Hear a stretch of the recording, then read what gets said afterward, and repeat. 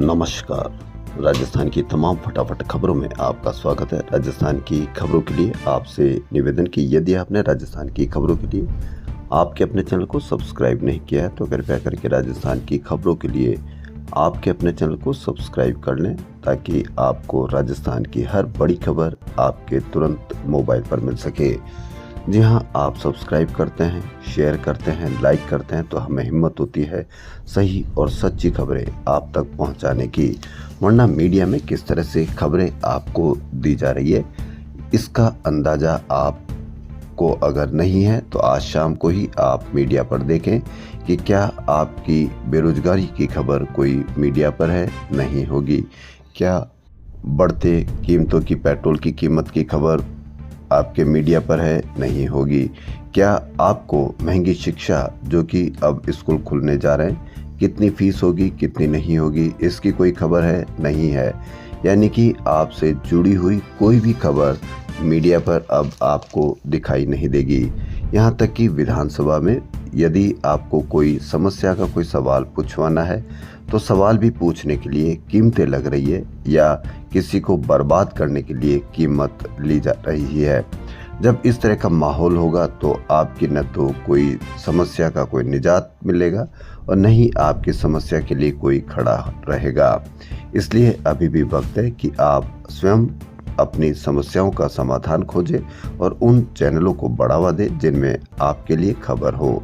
तो क्या है आज की बड़ी खबर? जी हाँ, प्रदेश में पहली बार विधायक 20 लाख रुपए घूस लेते हुए गिरफ्तार किए गए। अभी कुछ दिन पहले ही एक विधायक को एक सजा बरकरार रखी, उनका क्या हुआ अभी तक कुछ पता नहीं चला है। वहीं एसीबी ने रविवार सुबह करीब 10:30 बजे बांसवाड़ा के बागीदोरा से भारत आदिवासी पार्टी के विधायक जय कृष्ण पटेल को 20 लाख रुपए रिश्वत लेते गिरफ्तार कर लिया। रिश्वत विधानसभा के ही पास बने विधायक आवास परिसर में कार में ली गई। विधायक ने यह घूस विधानसभा में उठाए गए 3 प्रश्नों को वापस लेने के लिए ली थी। टोडा भीम करौली की एक कंपनी की सोप स्टोन माइनिंग से संबंधित प्रश्न उठाए गए थे।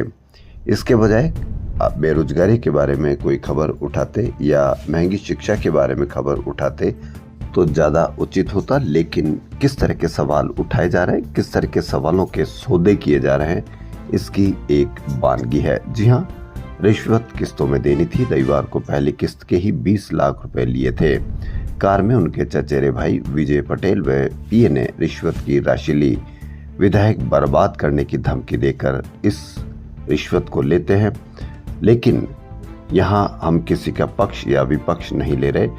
विधायक ने यदि धमकी दी तो वो पैसे देने के लिए कैसे राजी हो गए, यानी कि उनकी माइंस में भी ऐसा क्या चल रहा है, यह भी एक जांच का विषय है कि 2.5 करोड़ और भी कई करोड़ रुपए देने के लिए कैसे कोई तैयार हो जाता है। और इस तरह की क्यों बात की जाती है कि जब उन्होंने धमकी दी तो वो धमकी के पीछे पैसे देने के लिए तैयार हो गए, भी जांच करने के लिए एक बड़ा मुद्दा हो सकता है। वहीं देश की सबसे बड़ी मेडिकल प्रवेश परीक्षा नीट यूजी 2025 रविवार को कड़ी निगरानी के बीच देश के 5414 अंतर्राष्ट्रीय केंद्रों पर हुई। इसके लिए पंजीकृत 22 लाख से अधिक में से 20 लाख से अधिक परीक्षार्थी शामिल हुए। विशेषज्ञों ने बताया कि इस बार नीट में अब तक का सबसे कठिन पेपर आया है। प्रश्न ट्रिकी थे, ऐसे में हाई स्कोर हासिल करना कठिन होगा। दूसरी ओर पिछली बार पेपर लीक और अन्य अनियमितताओं के चलते इस बार एनटीए ने जिला, राज्य और केंद्रीय स्तर पर निगरानी की। एनटीए ने फर्जी पेपर बेचने का दावा करने वाले 106 टेलीग्राम व 16 इंस्टाग्राम चैनल्स के खिलाफ बड़ी कार्रवाई भी की। वहीं इंदौर में 49 केंद्रों पर 27,000 परीक्षार्थी थे। हालांकि परीक्षा शुरू होते ही मौसम बिगड़ने से बिजली कट गई। इससे 10 केंद्रों पर भारी अव्यवस्था रही। सबसे ज्यादा परेशानी पीएम श्री सेंट्रल स्कूल क्रमांक 1 में आई। यहाँ 3:30 बजे बिजली कटी और पेपर खत्म होने तक नहीं आई। यहाँ 600 परीक्षार्थी थे और हर हॉल में सिर्फ एक मोमबत्ती से बड़ी परीक्षा दी जा रही है। इसको आप किस तरह से ले सकते हैं? वहीं बस्सी चक, जी हाँ, जयपुर में 2 बहनों ने बाइक सवार से लिफ्ट ली, डंपर ने कुचला, तीनों की मौत। डंपर ने कितनी स्पीड से चलाया होगा, आए दिन ऐसी खबरें देखने को मिलती है। ये बाइक सवार ने तीनों की मौत नहीं, तीनों की हत्या कर दी। इस तरह से लिखा जाना चाहिए। हादसे के बजाय इसको ये लिखना चाहिए कि डंपर चालक ने 3 की हत्या कर दी और हत्या का ही केस दर्ज किया जाना चाहिए। 2 चचेरी बहन और एक बाइक चलाने वाले 3 परिवारों को बर्बाद कर दिया मात्र एक आपकी स्पीड ने। इसलिए अभी वक्त है कि सड़क पर स्पीड को कंट्रोल रखें, यातायात के नियमों का पालन करें। रोज आप किसी न किसी परिवार को बर्बाद कर देते हैं। इस पर कितनी चर्चा होती है यह आप समझ सकते हैं, और दूसरे विषयों पर कितनी चर्चा होती है यह आप समझ सकते हैं। आपको डराया जा रहा है, असुरक्षित किया जा रहा है। असुरक्षित और डराने के बजाय आपको सड़कों पर यातायात नियमों का पालन की बात कही जाए, या यातायात के नियमों के अवहेलना पर किसी हादसे में कोई डंपर चालक 3 की हत्या कर देता है, इसकी चर्चा होनी चाहिए। लेकिन चर्चाएं किसी दूसरे मुद्दे पर है, क्योंकि मरने वाले आप हो, गरीब के बच्चे हैं या सड़क पर चलने वाले लोग हैं, उनके लिए अब मीडिया पर कोई जगह नहीं है। भास्कर की एक और बड़ी खबर, 22 लाख रुपए खर्च करके ट्रांसफार्मरों को ढकने के लिए लगाई थी WPC शीट, 5 माह भी नहीं चली। दावा था स्टील जैसी मजबूत। अधिकारी बोले लोग उखाड़ ले गए। लोग उखाड़ ले गए तो कैसे उखाड़ ले गए? क्या CCTV कैमरे नहीं होंगे? और अगर इतनी मजबूत थी तो लोग उखाड़ के कैसे ले गए? जयपुर शहर में बिजली के ट्रांसफार्मर को ढकने के लिए लगाई गई जालियां 5 माह भी नहीं चल पाई। राइजिंग राजस्थान इन्वेस्टमेंट समिट के चलते ग्रेटर निगम एरिया में लगे ट्रांसफार्मर को ढका था। मालवीय नगर जोन एरिया में ट्रांसफार्मरों पर WPC शीट लगाई थी, जिस पर 22 लाख रुपए का खर्च आया था। निगम ने यहाँ 19 mm साइज की शीट लगाई, जिसके लिए दावा किया था कि WPC शीट्स स्टील के समान मजबूत है, लेकिन अफसरों ने लगाते समय गुणवत्ता का ध्यान ही नहीं रखा। नतीजा अधिकतर जालियां टूटकर बिखर चुकी है। शिकायत मिलने के बाद निगम ने 5-6 जगह पर इन्हें रिपेयर भी करवाया, लेकिन फायदा नहीं मिला। वजह यह रही कि जालियों को मजबूती देने के लिए भीतर लोहे का जाल लगाना था, जिसके ऊपर POP की शीट्स लगाई जानी थी, लेकिन POP की जालियां ही लगाकर इतिश्री कर ली गई। कई जगह ये नियम लगाया गया है कि वसूली उनसे वसूली जाएगी जिनकी वजह से नुकसान हुआ है। क्या अधिकारियों से ये वसूली ली जाएगी? लगता है कांग्रेस ने कई चुनाव हारने के बाद एक बड़ा सबक लिया है और अब मिशन मोड में कांग्रेस है। 2 माह में पूरा करना होगा डबल टास्क। जी हां, कांग्रेस 2 माह में 2 टास्क पूरा करेगी। पहला राहुल गांधी के निर्देश पर AICC का, और दूसरा पार्टी अध्यक्ष मल्लिकार्जुन खड़गे का। राजस्थान में बूथ कमेटियों का गठन यानी डबल टास्क। खड़गे का अल्टीमेटम है कि जो पेंडिंग इकाई का गठन नहीं कर पाएगा उसकी छुट्टी की जाएगी। दूसरी ओर अब जातीय जनगणना को लेकर राहुल गांधी का अभियान जन जन तक पहुंचाना है। जहां राहुल गांधी की ये बड़ी जीत माना जा रहा है, जिसकी वजह से भाजपा सरकार केंद्र सरकार को झुकना पड़ा और जातीय जनगणना के लिए एक मजबूर होना पड़ा। उसी जातीय जनगणना के लिए जिसमें भाजपा नेताओं के द्वारा राहुल गांधी को बांटने और पता नहीं कितने तरह के आरोप लगाए थे। अब उसी को जातीय जनगणना को लागू करवाना। अब देखना यह है कि भाजपा किस तरह से इसका फायदा उठाती है। इसके लिए अगले 60 दिन हर राज्य में कम से कम 60 रैली, सभाएं और पोस्टर मंचन आदि होंगे। इसके लिए हर नेता को मैदान में उतरना होगा। हालांकि पार्टी का दावा है मंडल और ब्लॉक कार्यकारिणी सभी बन चुकी है, लेकिन आला कमान के पास रिपोर्ट है। पार्टी के सामने यह देखना है कि अब किस तरह से इस डबल टास्क को पूरा करना होगा। कांग्रेस के पूर्व प्रदेश अध्यक्ष व केंद्रीय मंत्री रही डॉक्टर गिरिजा व्यास के निधन पर प्रदेश कांग्रेस की ओर से जयपुर में आज श्रद्धांजलि सभा का आयोजन करेगी।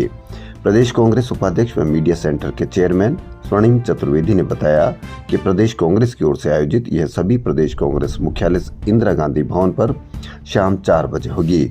इसमें प्रदेश के सभी पदाधिकारी एवं कार्यकर्ता शामिल होंगे। प्रदेश कांग्रेस की ओर से डॉक्टर व्यास के निधन पर शोक व्यक्त करते हुए कहा गया है कि उनके आकस्मिक निधन से कांग्रेस परिवार अत्यंत आहत है। SI भर्ती को निरस्त करने सहित अन्य मांगों को लेकर RLP अध्यक्ष व सांसद हनुमान बेनीवाल का शहीद स्मारक पर धरना व आंदोलन रविवार को भी जारी रहा। इस दौरान मीडिया से बात करते हुए बेनीवाल ने कहा कि RPSC और SI भर्ती घोटाले को लेकर सरकार की चुप्पी दोषियों को संरक्षण देने का प्रमाण है। उन्होंने कहा कि पेपर लीक राज्य की संपूर्ण भर्ती व्यवस्था को विश्वसनीयता पर हमला है। बेनीवाल ने आरोप लगाया कि SOG का इस्तेमाल अब सेटलमेंट के लिए हो रहा है। SOG के अंदर एक कमरा बना हुआ है जहां सरकार के दबाव में SOG कई लोगों को क्लीन चिट दे रही है। विधायक के ट्रैप होने के मामले पर बेनीवाल ने कहा कि यदि विधायक की भूमिका संलिप्त है तो इससे ज्यादा निंदनीय कुछ नहीं है। मुख्यमंत्री भजनलाल शर्मा सहित सभी मंत्री, प्रदेश के सांसद व विधायक सोमवार से 3 दिन गुजरात में प्रशिक्षण शिविर में भाग लेंगे। शिविर में सत्ता संगठन व जनसेवा का प्रशिक्षण दिया जाएगा। प्रशिक्षण शिविर 5, 6, 7 मई को गुजरात के नर्मदा के केवड़िया में होगा। भाजपा ने इसे सुशासन कॉन्फ्रेंस का नाम दिया है। इस दौरान सरकार व गठन के बीच कोऑर्डिनेशन, जनता के कार्यों के तरीकों के साथ ही भाजपा की नीति की जगह कार्यों का लेकर मंथन होगा। वहीं पूर्व डिप्टी सीएम सचिन पायलट ने बागीदोरा विधायक जयकृष्ण पटेल के एसीबी में ट्रैप होने पर कहा कि कोई भी व्यक्ति कानून से बड़ा नहीं हो सकता। राजनीति में जरूरत है कि हम स्वच्छ राजनीति का परिचय दें। इस प्रकार प्रकरण जब सामने आते हैं तो जनता के मन में आशंका उत्पन्न होती है, ऐसा क्यों हो रहा है। अगर कुछ साबित होता है तो यह शुभ संकेत नहीं होगा। इस प्रकार की घटनाएं नहीं होनी चाहिए। यदि अब आपको अस्पतालों में कोई समस्या है, और हम पहले भी कह चुके हैं कि यदि आप शिकायत करते हैं तो ये सरकार को मदद होती है कि कहीं कोई कमी है तो सरकार इस कमी को दूर करने का प्रयास करती है। लेकिन अब आपको और भी कमी को आसान बनाने के लिए, आपकी शिकायत को आसान बनाने के लिए अब सरकार की ओर से बड़ी पहल। अस्पतालों में बनेगा कॉल सेंटर। मरीज की शिकायत पर सुनवाई नहीं हुई तो जिम्मेदार को देना होगा जवाब। यदि आपको अस्पताल में कोई भी अव्यवस्था नजर आती है, यदि अस्पताल में डॉक्टर अपनी सीट पर नहीं बैठते हैं, या अस्पताल में दवाई आपको लगने में लाइन लगती है, या दवाई देने में कोई आनाकानी होती है, या जांच करने में भीड़ लगती है, तो आप किसी की भी शिकायत करें। क्योंकि यदि आप भीड़ में शामिल रहेंगे, भीड़ का इंतजार करेंगे, तो आपको, सरकार को यह पता नहीं चलेगा कि कहां कितने कर्मचारी लगाने की जरूरत है, या कितनी दुकान, या मुख्यमंत्री निःशुल्क दवा योजना की कितनी दुकान खोलने की जरूरत है।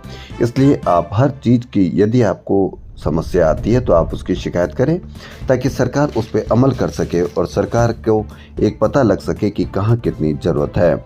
इसी क्रम में एसएमएस अस्पताल के सर्जरी विभाग में प्लास्टर गिरने के बाद 3 जिम्मेदारों पर कार्रवाई कर सरकार ने सख्त मैसेज दिया है। साथ ही अब मरीजों और परिजनों की परेशानियों को सुनने के लिए पहली बार कॉल सेंटर शुरू करने की तैयारी शुरू कर दी है। यह व्यवस्था एसएमएस, जेके लोन, महिला, गणगौरी, जनाना जैसे बड़े अस्पतालों में शुरू की जानी है। इस पर शिकायत आने के बाद अगर कार्रवाई नहीं हुई थी, संबंधित अधिकारियों को जवाब देना होगा। प्लास्टर गिरने की घटना के बाद सरकार ने अधिकारियों को निर्देश दिए फिर से ऐसी घटना की पुनरावृत्ति न हो, साथ ही मरीजों को बेहतर इलाज और सही समय रेस्पॉन्स मिले। शिकायतकर्ता को मैसेज से प्रोसेस की पूरी जानकारी मिलेगी। किसी भी तरह की परेशानी होने पर मरीज कॉल सेंटर पर शिकायत करेगा। इसकी ऑनलाइन जानकारी संबंधित अधिकारी के पास जाएगी। यह पूरी जानकारी लेकर परेशानी दूर करनी होगी। शिकायतकर्ता को भी मैसेज से रजिस्ट्रेशन और समाधान की सूचना मिलेगी। आप हमेशा ध्यान रखें कि यदि आप शिकायत करते हैं तो क्या उस शिकायत का आपका रजिस्ट्रेशन नंबर मिलता है, या उस समाधान के लिए कोई सूचना मिलती है। नहीं मिलती तो आप पुनः शिकायत करें। 181 पर शिकायत करें। ये सरकार का सबसे बड़ा पोर्टल है। यदि आप शिकायत करेंगे तो आप नहीं, आपके आने वाले जो भी वहां दिखाने आएगा, यदि आप धर्म को जानते हैं, यदि आप ये मानते हैं कि आप किसी न किसी का भला करते हैं, तो आप शिकायत दर्ज कीजिए। इसकी एक वानगी देखिए। एसएमएस, जेके लोन, महिला, गणगौरी, कावटिया जैसे अस्पतालों में हर दिन कम से कम 15 से 20 हजार मरीज रोज दिखाने आते हैं। उनके अभिभावक आते हैं। उसके बावजूद मात्र इन अस्पतालों में 20 से अधिक शिकायत आती है। यानी 15 से 20 हजार आने वाले मरीजों के बावजूद भी मात्र 20 शिकायत।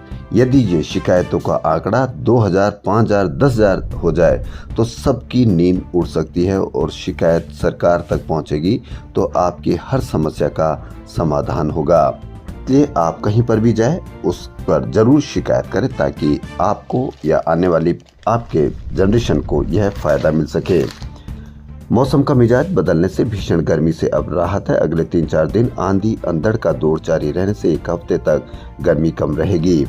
बीते 24 घंटों के दौरान राजधानी में 2.2 मिलीमीटर बारिश हुई। अधिकतम तापमान 36.7 डिग्री और न्यूनतम 23.8 डिग्री रिकॉर्ड हुआ, जो सामान्य से 2 से 3.8 डिग्री सेल्सियस तक कम है। रविवार को भी दिन भर आंशिक रूप से बादल छाए रहे, लेकिन गर्मी राहत भरी रही। राजस्थान की मशहूर फली सांगरी को जीआई टैग मिल गया है। इससे अंतर्राष्ट्रीय बाजार में इसकी कीमत 2 से 3 गुना हो जाएगी। पश्चिमी राजस्थान के बीकानेर, बाड़मेर और जैसलमेर में इसकी पैदावार ज्यादा होती है। अब तक राजस्थान के 16 उत्पादों को जीआई टैग मिल चुका है। 16वां उत्पाद सोजत मेहंदी की थी। भास्कर की एक और बड़ी खबर, मोहना मंडी में भ्रष्टाचार का धुआं, डंपिंग यार्ड में सुलग रही आग, समिति अध्यक्ष का आरोप। जी हां, मंडी में आग लगती नहीं, लगाई जाती है ताकि डंपिंग यार्ड तक ले जाने वाली राख का वजन पानी डालने से भारी हो जाए। जी हां, बड़ी खबर, मोहना मंडी के कचरे से अब भ्रष्टाचार का धुआं उठने लगा है। मंडी से रोजाना 50 टन कचरा इकट्ठा निकलता है। इस कचरे को इकट्ठा करने के लिए मंडी समिति ने एक कंपनी को ठेका दे रखा है। बाद में निगम इसे 20 किलोमीटर दूर सेवापुरा डंपिंग यार्ड तक ले जाता है। इस कचरे को डंपिंग यार्ड तक ले जाने के लिए मंडी समिति 500 रुपए प्रति टन देती है। शर्त यह है कि कचरा रोज उठाना है, लेकिन कुछ महीनों से कचरा रोज उठाने के बजाय सूखा कर आग लगाई जाती है। बाद में आग को पानी से बुझाया जाता है। मंडी जयपुर फल व सब्जी थोक विक्रेता संघ के अध्यक्ष योगेश तंवर का आरोप है कि आग मंडी की साफ सफाई के लिए काम करने वाली कंपनी के कर्मचारियों द्वारा लगाई जाती है। अगर आग नहीं लगे तो 3 या 4 डंपरों में पूरा कचरा प्रतिदिन डंपिंग यार्ड भेजा जा सकता है, लेकिन इसे सुखाने के बाद कचरे में आग लगा दी जाती है। बाद में पानी डाला जाता है, जिससे कचरे की राख भारी हो जाती है। ऐसे में जिस 2 डंपर में ही पूरा कचरा ले जाया जा सकता है, इससे डंपर की संख्या तो कम हो जाती है, लेकिन कचरे का वजन बढ़ जाता है। नैतिकता की एक और गिरावट, पर्यटन की संभावनाओं और बेहतरी। जयपुर में 3 दिवसीय ग्रेट इंडियन ट्रैवल बाजार शुरू हुआ। पहले दिन सीतापुरा स्थित नोवोटेल जयपुर कन्वेंशन सेंटर में मीट इन इंडिया कॉन्क्लेव में 300 से अधिक डेलीगेट्स और प्रतिभागियों ने भाग लिया। सोमवार और मंगलवार को जेईसीसी में 55 देशों से आए 280 से अधिक अंतर्राष्ट्रीय खरीदारों और देश विदेश के माइस व लीजर ऑपरेटर प्रोग्राम का हिस्सा बनेंगे। राजस्थान इंटरनेशनल सेंटर में रमा थिएटर नाट्य विद्या संस्था ने चर्चित नाटक सोन मछरिया का मंचन किया। रमा पांडे के निर्देशन और लेखन ने नाटक को सजीव बनाया, जिससे ग्रामीण जीवन, लोक कथाएं, स्त्री की स्वतंत्र सोच का सुंदर मिश्रण देखने को मिला। राजस्थान लोक सेवा आयोग आरएस परीक्षा 2023 के साक्षात्कार का द्वितीय चरण आज से शुरू होगा। इस चरण के अभ्यर्थियों के साक्षात्कार पत्र आयोग की वेबसाइट पर पूर्व में जारी किए जा चुके हैं। आयोग के उप सचिव ने बताया कि द्वितीय चरण में सम्मिलित अभ्यर्थियों के साक्षात्कार का आयोजन 5 से 16 मई 2025 तक किया जाएगा। साक्षात्कार में उपस्थित होने वाले अभ्यर्थी आयोग की वेबसाइट पर उपलब्ध लिंक से इंटरव्यू लेकर डाउनलोड लेटर कर सकते हैं और ऑनलाइन भरे गए विस्तृत आवेदन पत्र, अटेस्टेशन फॉर्म एवं सेवा प्राथमिकता क्रम की 2 प्रतियां एवं संलग्न दस्तावेजों की 1 प्रति स्वहस्ताक्षरित के साथ साक्षात्कार के समय आयोग में प्रस्तुत करें। रणथंभौर टाइगर रिजर्व से फिर खुशखबरी आई है। रविवार को बाघिन T111 शक्ति 2 नन्हे शावकों के साथ दिखी। वह जोन 4 में जामुनदेह वन क्षेत्र में विचरण करती नजर आई। जहां बड़ी बड़ी कथाएं होती है, संत होते हैं, वह आपको असुरक्षित करने का एक प्रवचन देते हैं या सुरक्षित करने का वचन देते हैं, प्रवचन देते हैं। संत हमेशा निर्भय रहने की बात करते हैं, लेकिन संत किस तरह से आपको असुरक्षित करते हैं यह आप भली भांति जानते हैं। यदि हम किसी तरह की या किसी पर भी कोई टिप्पणी टीका करेंगे तो हमको ट्रोल किया जाएगा। इसलिए आप उन संतों के भी बारे में विचार करें जो आपको निर्भय के बजाय डराते हैं, सुरक्षित और आपको असुरक्षित माहौल पैदा करते हैं। इसलिए सावधान उनसे रहें जो आपको असुरक्षित करने का या डराने का काम करते हैं। वैशाख शुक्ल पक्ष की नवमी तिथि सोमवार यानी आज जानकी नवमी मनाई जाती है। इस दिन रामचंद्र जी मंदिर में उत्सव होगा। मान्यता है कि माता सीता इसी दिन धरती से प्रकट हुई थी, इसलिए इसी दिन को जानकी नवमी या सीता नवमी कहा जाता है। धर्म हमको दूसरे की इज्जत, संयम रखना सिखाता है। राजस्थान राज्य विधिक सेवा प्राधिकरण जयपुर की ओर से विश्व मजदूर दिवस पर असंगठित कामगारों के लिए विशेष कार्यक्रमों की श्रृंखला का आयोजन किया जा रहा है। इसी क्रम में जिला विधिक सेवा प्राधिकरण जयपुर महानगर द्वितीय द्वारा जिला विधिक सेवा प्राधिकरण जयपुर महानगर प्रथम, जिला विधिक सेवा प्राधिकरण जयपुर जिला एवं श्रम विभाग के समन्वय से मंगलवार को हीरापुरा चौराहा चौखाटी पर बुधवार को सीकर रोड नंबर 14 चौकटी पर तथा गुरुवार को इंडिया गेट सीतापुरा चौकटी पर ई श्रम कार्ड बनवाए जाने एवं रोजगार मंत्रालय द्वारा श्रमिकों के कल्याण के संबंध में संचालित योजनाओं के प्रचार प्रसार के लिए निःशुल्क शिविर लगाए जाएंगे। 6 से 8 मई तक लगेगा शिविर। श्रमिकों को पंजीयन कर ई श्रम कार्ड जारी किए जाएंगे। लापरवाही, एक और भास्कर की बड़ी खबर। कंपनियां नहीं कर रही है बसों का मेंटेनेंस, हो सकता है बड़ा हादसा। कोई फर्क नहीं, बड़ा हादसा होगा तो भी, क्योंकि अब आप तो दूसरे कामों में इतना व्यस्त हो गए हैं कि आपको अपने बच्चों की बेरोजगारी, डंपर से कुचलने वाले बच्चे, महंगी होती शिक्षा से वंचित रहते आपके बच्चे, इनसे अब आपको कोई फर्क नहीं पड़ता, क्योंकि आप कह चुके हैं कि चाहे कुछ भी हो जाए हम वही करेंगे जो हमारे मन में है। पब्लिक ट्रांसपोर्ट में अहम भूमिका निभा रही लो फ्लोर बसें मेंटेनेंस नहीं होने से आए दिन ब्रेकडाउन हो रही है। इसी वजह से जहां यात्रियों को परेशानी हो रही है, वहीं यात्रियों की जान जोखिम में भी है। यह स्थिति तो तब है जबकि JCTSL की ओर से हर महीने बसों का संचालन करने वाली कंपनियों को मेंटेनेंस और संचालन के नाम पर 3 करोड़ रुपए भुगतान किया जा रहा है। इसके बावजूद कंपनी संचालक बसों को बिना मेंटेनेंस के सड़कों पर दौड़ा रहे हैं। 3 करोड़ रुपए संचालन के नाम पर हर महीने, यानी साल के 36 करोड़ रुपए। पूरी बसों की कीमत कितनी होगी कि यदि बस खराब होने पर नई बस भी खरीद ले तब भी इन बसों के संचालन पूरा तरीके से किया जा सकता है, लेकिन आपको इससे कोई फर्क नहीं पड़ता। चाहे आपको बसें खराब होकर बीच में रोक दे, आपको उतार दे, तब भी आपको कोई फर्क नहीं पड़ेगा, क्योंकि आप अपने आप को इतना असुरक्षित महसूस करा चुके हैं मीडिया के द्वारा कि अब आपको इससे कोई फर्क नहीं पड़ता है। सरकार को हर साल 7,500 करोड़ रुपए का राजस्व देने वाले परिवहन विभाग के पास हाईवेज पर वाहनों की जांच के लिए कोई मैकेनिज्म नहीं है। भास्कर की बड़ी खबर। इस वजह से हर महीने RTO इंस्पेक्टर और गार्डों की जान जा रही है। हालात यह है कि एक साल में एक इंस्पेक्टर और 10 गार्डों की हाईवेज पर वाहनों की जांच करते समय जान जा चुकी है। इसके अलावा 5 इंस्पेक्टर और 15 गार्ड हादसे में घायल हो चुके हैं, लेकिन कोई फर्क अब आपको नहीं मिलता है। कोटा इंस्पेक्टर नरेश बरवाल को ट्रोले से कुचलने पर राजस्थान परिवहन निरीक्षक संघ ने गहरा दुख प्रकट किया है। भास्कर की एक और बड़ी खबर। जी हां, 1700 करोड़ रुपए खर्च किए गए, फिर भी नाले से नदी नहीं बन पा रही। द्रव्यवती, टूटने लगी है चेक डैम की दीवारें।